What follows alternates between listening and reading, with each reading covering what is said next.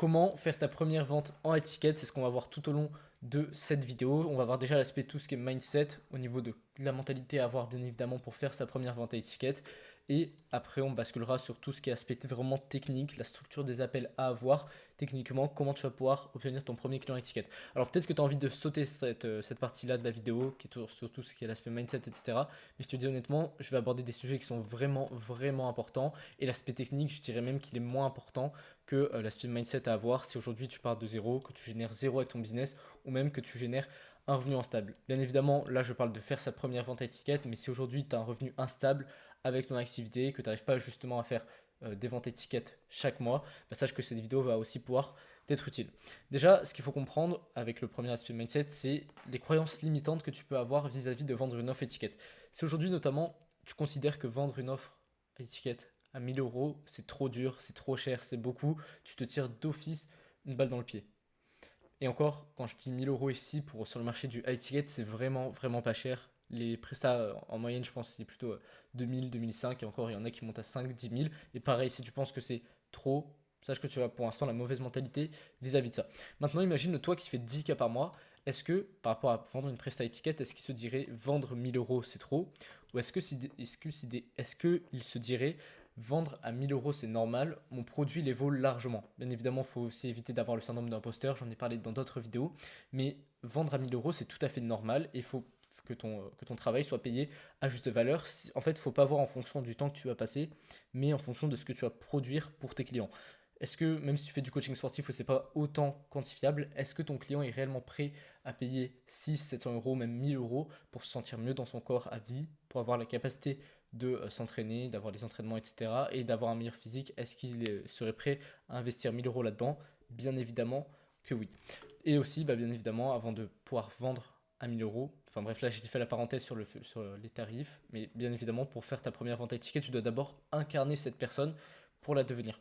Ce qu'il faut comprendre, c'est que si aujourd'hui tu fais pas 10K par mois, c'est parce que tu n'as pas le même état d'esprit, tu ne prends pas les mêmes choix et tu ne fais pas les mêmes actions que le toi qui les fait, le toi du futur qui les fait. Et même moi en vrai, si actuellement je fais pas 10K par mois, c'est parce que je ne fais pas encore les actions du moi qui fait 10K par mois, je n'ai pas encore son mindset et je n'ai pas encore je prends pas littéralement les mêmes choix. Tout est une question de choix à chaque fois que dans ta vie, peu importe le moment de ta journée, tu prends des choix.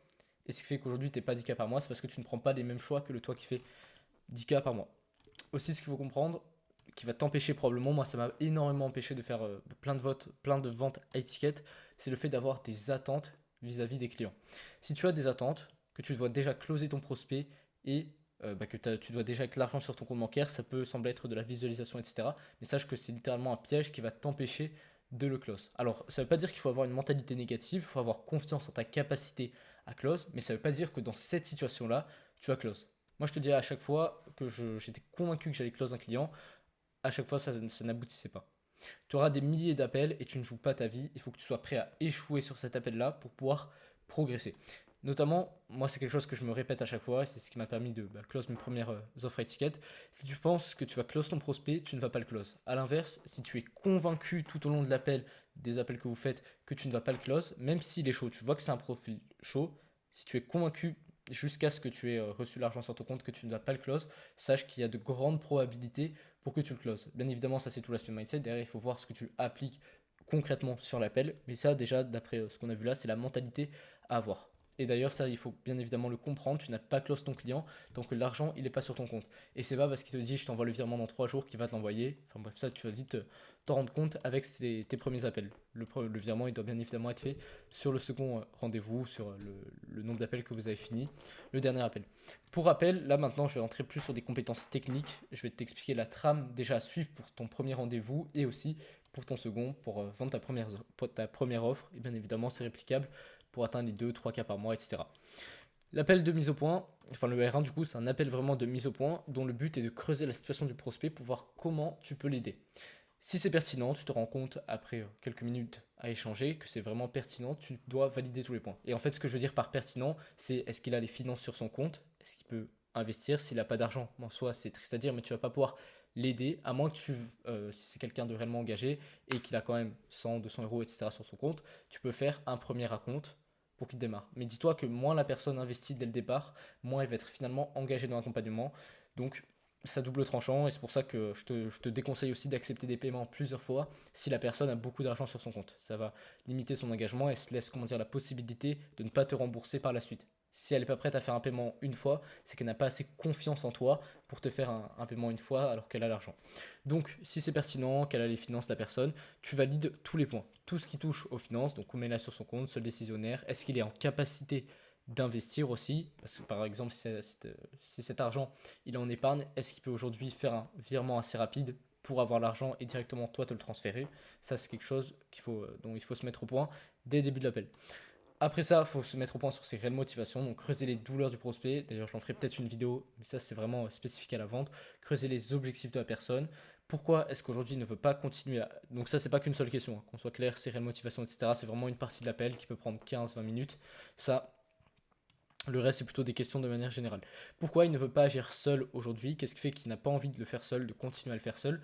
Quelle serait la solution idéale pour lui afin de sortir de sa situation? Et c'est là où du coup tu dois vraiment creuser ce qu'il verrait, lui, concrètement, une solution dans laquelle il serait prêt à investir. Ok, tu vois plutôt du one-one, tu vois plutôt des appels de groupe, tu vois plutôt un aspect communautaire. Et tu verrais quoi concrètement dans ces appels? T'aimerais qu'on aborde quel point, etc., etc. Vraiment, tu dois creuser ce qu'il recherche lui et prendre un maximum de notes. Pourquoi selon lui c'est le meilleur moment d'agir? Donc ça c'est lié plutôt à l'urgence. Si ce n'est pas le meilleur moment pour lui d'agir et de changer sa situation, en soi l'appel ne sert à rien. Parce que de toute façon, ce que tu vas pouvoir lui partager, même si tu le fais entrer dans un coaching, il ne va pas démarrer.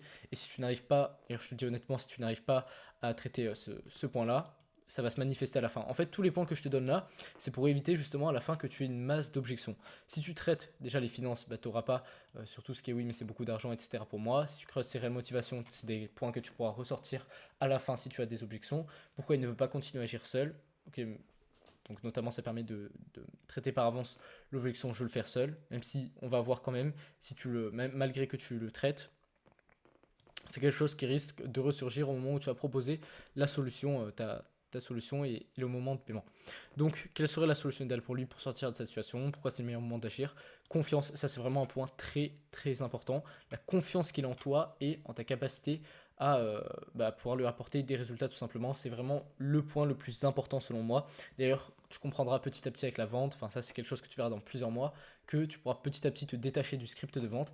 Et à ce moment-là, tu verras que l'un des seuls points à toujours valider, peu importe le moment où tu en es dans ta vente, c'est la confiance qu'il a en toi pour aller chercher les résultats. Ok, sur une échelle de 1 à 10 aujourd'hui, à quel point tu as confiance en ma capacité à ce qu'on aille chercher? Là, tu mets le résultat que tu promets avec ton coaching. Et c'est vraiment important. Si la personne n'a pas 100% confiance, elle ne pourra pas démarrer avec toi. Et bien évidemment, à la fin de cet appel, traiter tous les points à la fin du call pour que tout soit clair et proposer le second rendez-vous. En fait, si tu n'arrives pas à traiter un point dans cet appel-là, et que tu le fais par flemme, entre guillemets, dis-toi que ça va se manifester dans le second rendez-vous, donc tôt ou tard tu vas devoir le faire. Alors pourquoi attendre finalement un second rendez-vous, sachant qu'il y aura de la friction, peut-être la personne ne va pas se pointer vu que tu n'as pas traité le point sur le premier rendez-vous, pourquoi attendre finalement alors que tu peux le faire dès maintenant? Et donc notamment une question qui est vraiment importante, bon, c'est un exemple en soi, mais ça permet vraiment de traiter tous les points en soi. Est-ce qu'il y a une raison pour laquelle tu ne serais pas prêt à démarrer avec moi? Bien évidemment, c'est après avoir vu tous ces points-là, ça c'est vraiment à la fin de l'appel, et d'après tout ce qu'on a vu là, du coup, sachant que je t'ai pas encore partagé la solution, dis-moi, est-ce qu'il y a une raison pour laquelle aujourd'hui tu serais pas prêt à démarrer avec moi si la solution te convenait à 100%? Voilà, ça permet de traiter le point. Et du coup, pour le second rendez-vous, enfin du coup exemple de déroulement d'appel parce que là j'ai mis tous les points à voir, mais concrètement ça peut se tramer comme ça. 2-3 premières minutes c'est de la connexion, tu ne vas pas directement entrer dans le vif du sujet dès que la personne arrive. Bien évidemment il faut connecter, t'as fait quoi aujourd'hui, tu viens d'où, etc., etc. Cadre. D'ailleurs, oui, la connexion, c'est quand même assez important.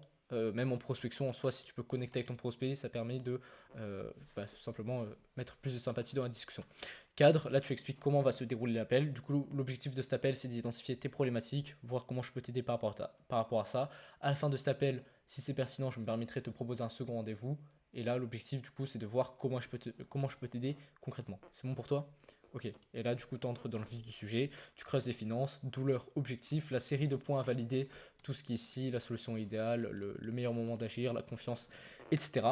Et après, bah voilà, en gros c'est comme ça que moi je faisais mes premiers appels. Aujourd'hui je respecte pas exactement cette trame là, je fais en fonction du feeling, à quel point, enfin au moment où ça vient. Par exemple, si ici j'ai une objection dès le début, bah, je vais directement attaquer l'objection. Si je dois creuser les objectifs avant les finances, bah, je le fais. Mais généralement, j'essaye de creuser les finances le plus rapidement possible. Donc tu dois traiter tous les points et programmer le R2 le plus vite possible après le R1. Le R2, bien évidemment, il se programme dans le R1, il ne se programme pas après. Moi, au début, ça m'est arrivé que des personnes m'ont dit oui, je prends un R2 avec toi. Au final, ça s'est jamais arrivé parce qu'elle n'avait pas programmé dans l'appel. Elle ne le fera pas sinon de la personne. Donc, bien à la fin de l'appel, tu programmes une date avec la personne, même tu le fais réserver un calendrier. Ça permet de, en soi, se mettre d'accord sur une date idéal. Donc voilà pour ça, et bien évidemment l'appel, le second rendez-vous, il doit se programmer le plus rapidement possible après le premier. 1 à 3 jours, c'est vraiment l'idéal, ça permet de minimiser la friction entre les deux. Dis-toi que plus il y a de délai entre le premier et le deuxième, plus la voix de la peur va rattraper la personne, et moins il y a de chances finalement qu'elle arrive sur l'appel, moins elle sera chaude par rapport à tout ce que vous avez vu sur le premier rendez-vous. Donc 1 à 3 jours, c'est l'idéal. Si c'est plus, bon, soit si tu n'as pas le choix, tu fais plus, mais je te recommande pas de dépasser cette date-là. Pour le second rendez-vous, du coup, là, je vais directement aller à l'essentiel. Il n'y aura pas de points spécifiques à valider. Ça va juste être reprendre les points que vous avez vus. Bah, de toute façon, je vais t'expliquer avec l'exemple de trame. Déjà, tu vas connecter avec la personne, pareil que pour le premier rendez-vous. Revalider les points. Tous ces points-là que du coup tu as vu dans le premier rendez-vous, tu les revalides. C'est pour ça que c'est très important de prendre des notes. Et d'ailleurs, plus tu as de notes, plus ça veut dire que tu as écouté ton prospect, plus tu sais finalement quoi ressortir et plus mieux l'appel va se passer. Donc prends bien des notes sur le premier rendez-vous, c'est très important, surtout sur les points, tout ce qui est douleur, tout ce qui est pourquoi ne pas le faire seul, confiance, etc. Et tu revois ça au début du second rendez-vous. Ensuite, tu partages la solution. Gestion d'objection et closing pour arriver à la fin. Alors, gestion d'objection, bon, il va y en avoir énormément. Probablement au début, tu ne sauras pas comment faire. Donc, en vrai, je t'invite déjà à regarder cette vidéo vers le milieu, la fin. Je parle de tout ce qui est vente spécifiquement et notamment traiter des objections. Donc, je t'invite à regarder cette formation. Et sur tout ce qui est partager la solution, il faudra bien évidemment, au lieu de montrer dans l'intégralité ton produit, ça c'est si la personne a besoin d'en savoir plus, tu te présentes déjà ton offre sur 3 à 5 piliers essentiels. Okay, sinon, tu vas perdre ton prospect.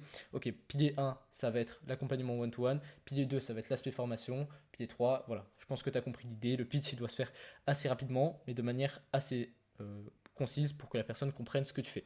Et on crache sur le prix. Selon toi, ça représente un investissement de combien de pouvoir aller chercher X bénéfice qui t'a sorti dans le premier rendez-vous, ce qui est recherché, lui, en termes d'objectifs. Ça représente un investissement de combien aujourd'hui, selon toi? Bah, d'après moi, ça représente un investissement de X euros. Ok. Et du coup, si je te le propose à tel nombre d'euros, on est d'accord, on démarre ensemble. Là, ça te permet de traiter les objections avant. Et il y aura si tu as bien fait ton travail en soi, dans la plupart des cas, la personne te donnera au niveau de l'ancrage un prix supérieur au prix que tu as, toi avec ton activité, avec ton coaching. Ce qui fait que finalement, quand tu vas annoncer le prix réel, ça paraîtra beaucoup plus simple à la personne pour passer à l'action. Donc bien évidemment, le virement il se fait sur l'appel. Tu n'as pas close tant que tu n'as pas reçu l'argent. Ça, c'est vraiment une règle d'or. Et d'ailleurs, tu ne dois pas te dire que tu as close ton client tant que tu n'as pas reçu l'argent. On ne peut pas dire factuellement que tu as close tant que tu n'as pas l'argent. Et toi, tu ne dois pas te dire que tu vas close tant que tu n'as pas reçu l'argent sur ton compte. C'est vraiment très très important pour ne pas avoir d'attente. Voilà par rapport à cette vidéo. Donc maintenant, rejoins le canal WhatsApp grâce au premier lien dans la description. Je partage tous les jours de la valeur. Peut-être que je vais partager mon script de closing dans les prochains jours sur ce canal. Je poste, en fait, dès que je poste une vidéo YouTube, je la mets sur ce canal. Comme ça te permet d'être averti et d'éviter de louper un maximum de valeur.